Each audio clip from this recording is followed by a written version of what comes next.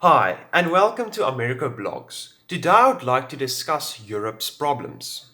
Europe is facing the biggest storm of economical disaster.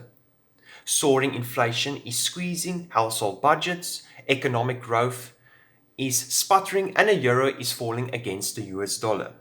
In this video, I would like to dive into the root causes of these challenges, including the Ukraine invasion and how Russian sanctions is having a toll on Europe's economy, and also not to forget to mention also the energy crisis. Also make sure to subscribe and like this video. This chart shows the official movement of the inflation rate in the euro area. Now, I would like to remind you that the European Central Bank's inflation target is 2%. In August 2020, inflation fell in a negative territory to negative 0.2%. However, it has managed to come to the upside in positive inflation numbers and has gradually increased and peaked by 10.6% in October 2022, which is considered very high inflation in the Eurozone. And this is mainly caused by the energy crisis in Europe. However, the European Central Bank hiked interest rates to gradually decrease inflation pressures, and this has gradually increased to September 2024 to 1.7%, which is right below the 2% target range. This chart shows the movement of the official inflation rate in the euro area.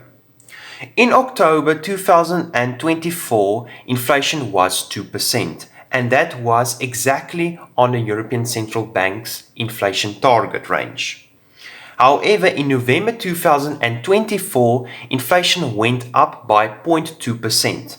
That means that it is 0.2% above the target range. But however, you don't have to worry about it, but it means that if September 2024 is 1.7%, that means it is in a 3-month increase, which can be concerning. This chart shows the movement of the energy prices in the euro area over the past 10 years. And in October 2022, energy prices peaked by 171 points, which is considered very high in the Eurozone, and this is partly to blame by the Ukraine invasion. This impacted energy prices, and this led to a sharp increase in energy prices, affecting the overall economy. This chart shows the movement of the GDP growth rate in the euro area. This chart is reflecting a staggered growth rate.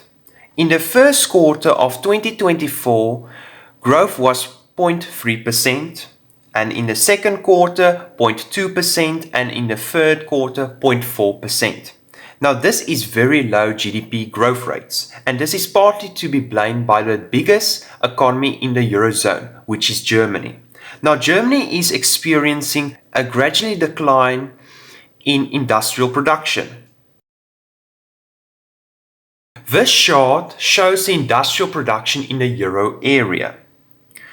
Now this chart doesn't look very good because it is in a negative territory. In January 2024, it fell by 5.4%. And this is partly to be blamed by Germany, because Germany is the largest exporter in Europe, mainly because of its cars. And this chart is in a negative territory for almost a year now. And this is not good signs, because when industrial production is in a negative territory, that is where your GDP growth rate is sacrificed.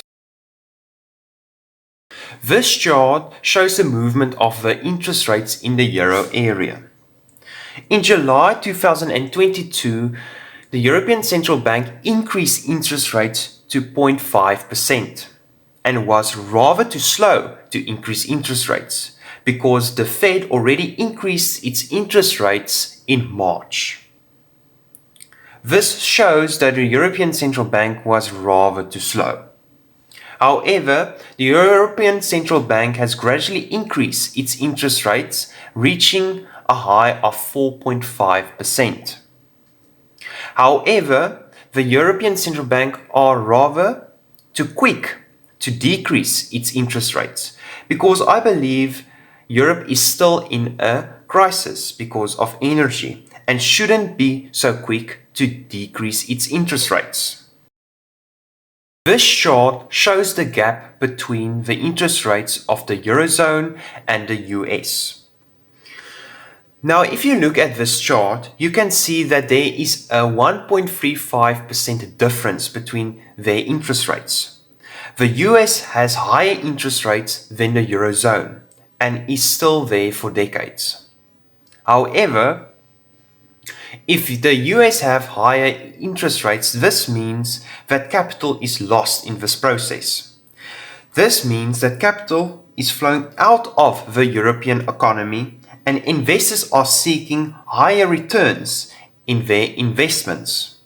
And this is creating an illusion why the euro is actually weakening. The euro will continue to weaken on this streak because there is higher returns in the US and investors are seeking higher returns in another country. This chart shows the movement of the money supply in the euro area over the past year. From November 2023 till November 2024, the European Central Bank has rapidly increased its money supply. Now this means that there was some form of quantitative of easing. This means that the European Central Bank has injected money into the economy, and this leads to inflation, eroding purchasing power of consumers. Now, if you know me, I am totally against quantitative of easing because printing more money weakens a country's currency, making imports more expensive and making a reduce in savings. This chart shows the official movement of the exchange rate between the euro and the US dollar. The euro was introduced in 2002 in the Eurozone and meant a huge success. In 2008, the euro reached an all-time high against the US dollar till $1.60 per euro, which was a very good exchange rate. And this meant that if people bought euros at $1, your gains were 60% up. However, we have seen in recent years that the euro has gradually declined against the US dollar. And in 2022, we saw that the euro fell below its symbolic level of 1. Now, this is a reason why I don't like quantitative of easing. Now, the European Central Bank launched a large-scale asset purchasing program in March 2015, buying government bonds and other assets to stimulate the overall economy and to combat inflation. This program was initially set to end in March 2017. However, it was extended several times. The European Central Bank announced a new round of quantitative of easing. This was known as the Pandemic Emergency Purchasing Program in response to economic challenges posed by the COVID-19 pandemic. Now, this is a reason why I don't like this, because they extended it several times again. Summary and conclusion. Printing money is essential for economy because this creates a cash flow through the economy, but too much is not good. And this is what quantitative of easing is about. Quantitative of easing is an uncontroversial monetary policy and should not be used as the easy solution. The European Central Bank has extended too many times this quantitative of easing projects, and this has led to the euro's weakness. The energy crisis in Europe shows that Europe is still super reliant on non-EU countries like Russia, and this is beginning to become a big problem. My only solution to Europe will be to turn back nuclear power plants that they have shut down, because nuclear power provides a constant baseload source of electricity crucial for a stable grid, and renewables alone will not fully meet this demand.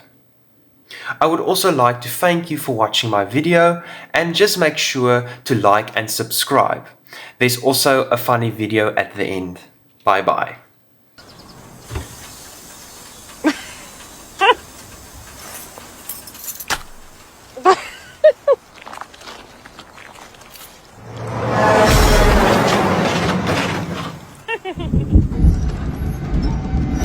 Ha ha ha ha.